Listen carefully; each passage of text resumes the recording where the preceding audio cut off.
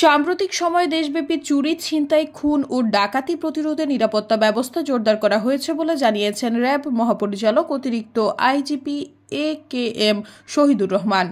তিনি বলেন, অপরাধ দমনে আইনশৃঙ্খলা পরিস্থিতি স্বাভাবিক রাখতে অন্যান্য আইনশৃঙ্খলা রক্ষাকারী বাহিনীর সঙ্গে র্যাব দেশের বিভিন্ন অঞ্চলে অভিযান পরিচালনা করেছে। রাত 2টার দিকে রাজধানীর যাত্রাবাড়ির মাতুয়াইলে র্যাবের টহল ও চেকপোস্ট পরিদর্শন শেষে তিনি এসব কথা বলেন। র্যাব মহাপরিচালক বলেন, সাম্প্রতিক সময়ে সারা দেশের বিভিন্ন স্থানে কতিপয় দুষ্কৃতকারী ও স্বার্থান্বেষী মহলে হামলা ও নাশকতার মাধ্যমে দেশের আইনশৃঙ্খলা পরিস্থিতি অবনতি করে জনমনে আতঙ্ক সৃষ্টির অপচেষ্টা চালাচ্ছে।